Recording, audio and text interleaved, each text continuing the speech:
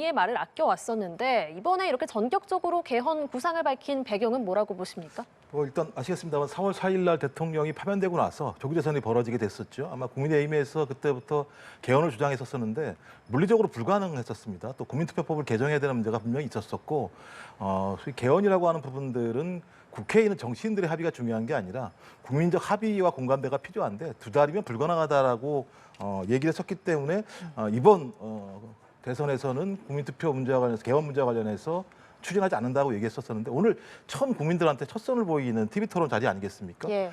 그리고 이미 야 5당 간에는 나름대로 개헌에 대한 내용들에 대한 부분적 합의가 있었고 아까도 말씀드렸습니다만 국민의힘 같은 경우는 줄곧 개헌에 대해서 주장을 해왔었기 때문에 이번 참 첫 TV 토론 이전에 이재명 후보가 생각하는 개헌에 대한 구상이 무엇인지에 대해서 국민한테 밝히는 것이 도리라고 판단했다는 생각이 들고요. 이런 안을 가지고 정치권에서 토론을 좀 진행을 해보고 대선까지 이런 내용들에 대한 공감대를 만들어보자.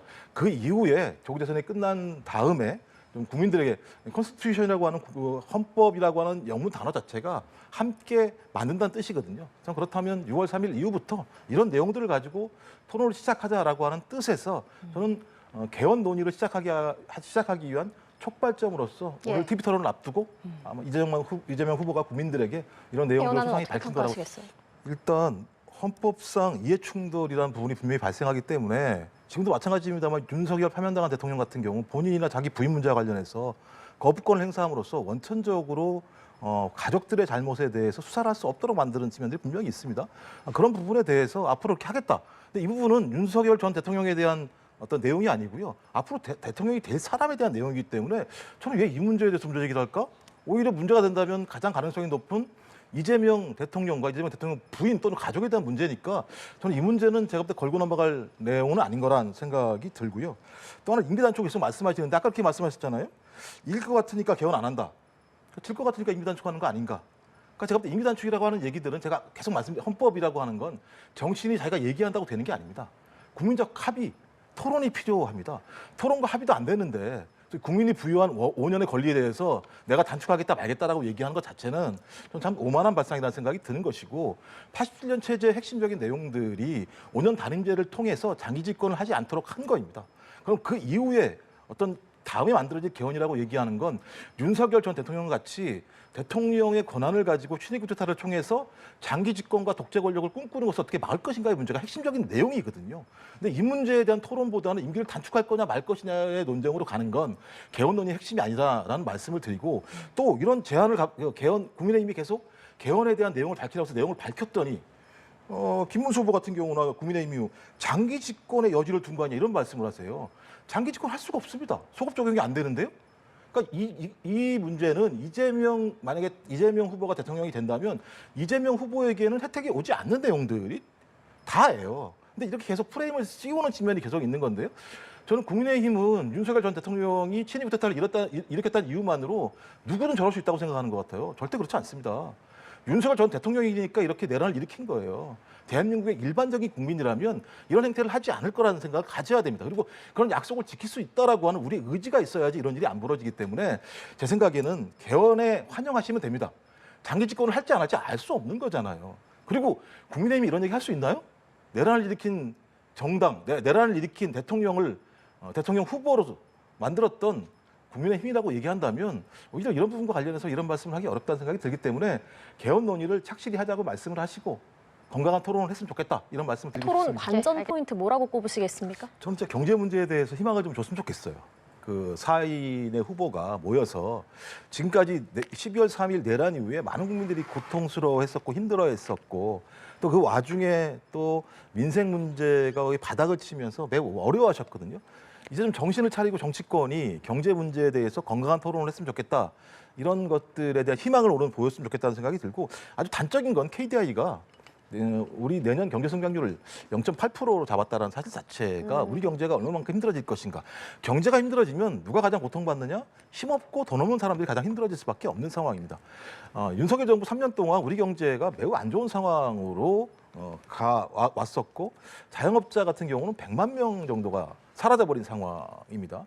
좀 그런 상황과 관련해서 어떤 비전을 통해서 우리가 앞으로 나아갈 수 있을 것인가라는 얘기를 했으면 좋겠고요. 그래서 민주당과 이재명 후보 같은 경우는 첫 번째가 세계를 선도하는 경제 강국이라고 얘기해서 AI 등 신산업을 육성하겠다라는 게 첫 번째 공약이었고, 세 번째 공약이 이제 가계 소상공인 활력을 증진하겠다.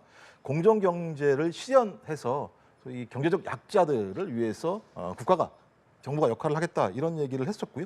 좀 이런 부분들과 관련해서 좀 치열한 논쟁을 통해서 좀 여야가 합의할 수 있거나 진보나 보수 또는 어떤 정치 집단이든 좀 합의할 수 있는 안들을 만들어낸다면 그래 앞으로는 서로 싸움만 하는 게 아니라 토론하고 합의하고 조절하고 타협해서 좀 어떤 한 발로 더 나갈 수 있겠구나라는 희망을 줬으면 좋겠다 이런 말씀을 드리고요.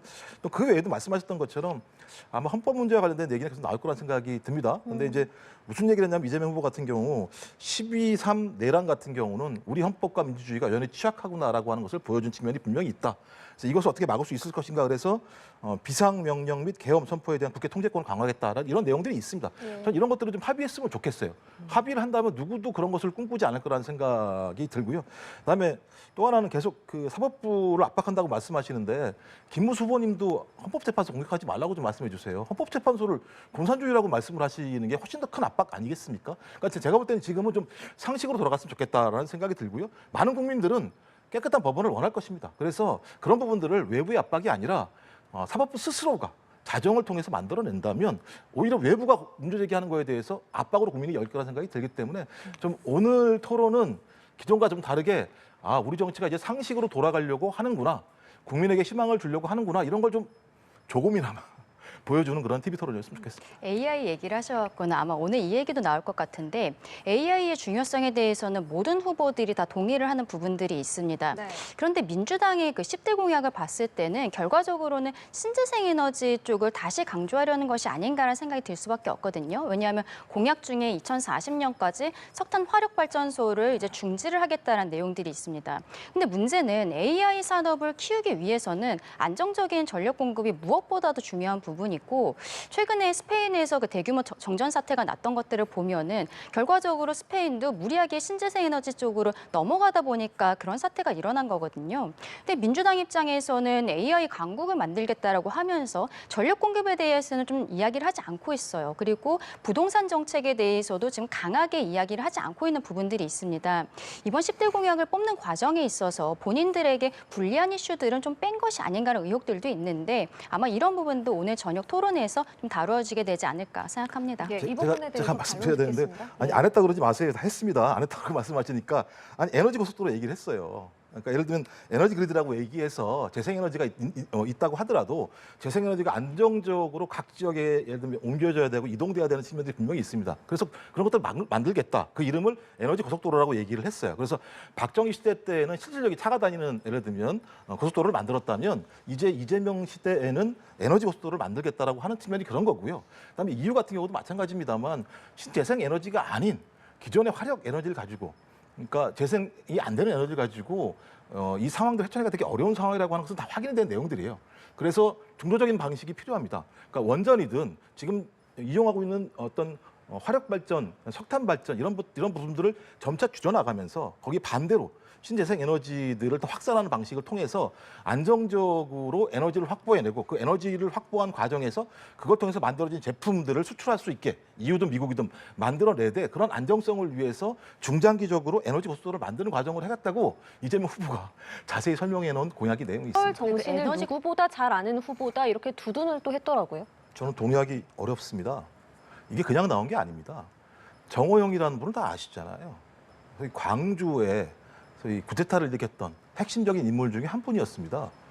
그런 사람을 선대위 고문으로 위촉하려고 했다가 국민적 여론이나 당 내부의 반발에 의해서 해촉을 한 과정이 있지 않았겠습니까? 전 적어도 이런 정당이 광주에 가서 광주를 이겨할 수 있을 것인가라고 하는 측면들이 분명히 있고요. 그다음에 김문수 후보 같은 경우는 소위 자유통일당을 만들어서 정광훈 목사와 같이 만들었던 정당, 그 정당 같은 경우 광주 인정하지 않습니다.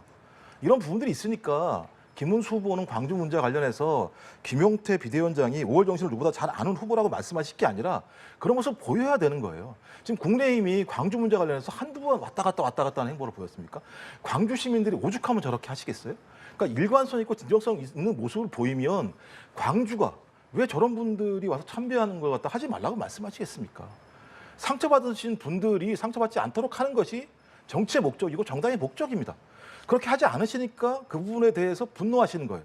근데 왜 분노하냐? 분노하니까 못 간다고 말씀하시면 광주의 문제는 절대 국민의힘과 앞으로 친화적으로 갈 수가 없는 겁니다. 어렵더라도 가는 겁니다. 힘들더라도 무릎을 꿇는 겁니다. 전 그것이 자세라고 생각하는 거고, 그래서 지금도 마찬가지입니다만 오늘이라도 아니면 내일이라도 가셔라라고 말씀을 드리는 거예요. 그래야 화해가 됩니다. 근데 이 원인을 다시 광주로 돌리신다면 저는 절대 접점을 찾을 수 없다. 제발 부탁입니다만 희생당하고 피해당하신 분들의 입장에서 이 문제를 좀 고민해 주시고 일관성 있는 입장들을 계속 보여주신다면 광주도 넓은 마음으로 포용하실 거라고 저는 생각합니다. 네. 이 기념식에 참석한 대선 후보들은 5.18 정신의 헌법 전문 수록을 약속을 했고요. 국민의힘 선대위도 같은 취지의 논평을 내놨고 김용태 비대위원장도 그렇게 약속을 했습니다. 이번에는 이 5.18 정신의 헌법 전문 수록이 실현이 되겠습니까? 넣어야죠. 왜냐하면 특히 이 5.18 정신이라고 하는 게 쿠데타를 일으킨 세력들이 자기의 권력을 강화시키기 위해서 광주의 민주 시민들을 희생한 사건 아니었겠습니까? 그리고 그 이후에 이런 일이 벌어지지 않을 거라고 생각했었는데 작년 12월 3일 날 또 그와 유사한 행태들이 벌어졌습니다. 전 그렇다고 한다면 헌법 전문의 이 정신을 수록함으로써 다시는 대한민국에서 민주 헌정을 유린하려고 하는 쿠데타가 없어야 된다라고 하는 명실상부한 정신을 정확하게 거기에 담는 것 자체들은 매우 중대한 문제이고 정치적인 합의와 약속이라고 생각이 들기 때문에 그리고 제가 알기로는 국민의힘도 계속 거기에 대해서 그렇게 하시겠다고 말씀하셨고 그러면 6월 3일 이후에 언젠가 개헌이 되겠습니다만 당연히 그 개헌에는 두 가지 정신이 다시 살려지는 거겠죠. 세 가지 정신이 되겠네요. 하나는 소위 반제 자주독립이라고 하는 우리 정신, 그러니까 일제에 맞서 싸운 정신, 그다음에 또 하나는 4.19 독재에 맞서 싸운 정신, 다시는 친위 쿠데타와 같은 내란이 일어나지 말아야 된다는 정신, 이런 것이 있게 되면 훨씬 더 민주적인 헌정이 될 거라는 생각이 들고 87년 헌정체제를 능가하는 좀 더 강력한, 좀 더 넓은, 좀 더 의미 있는 민주헌정안을 만들 수 있다는 생각이 들기 때문에 저는 이 문제와 관련해서는 저는 뭐 큰 이견이 없을 거다. 오히려 문제가 된다면 이제 개헌안 내부에서 권력구조 개편 때문에 한이 많이 이게 논쟁이 될 것 같습니다만 개헌을 한다면 당연히 이것은 수록되어야 하고 이것을 수록하지 않는다면 본인은 내란에 동조한다라고 자인하는 거기 때문에 뭐 그건 쉽지 않을 거라고 생각합니다.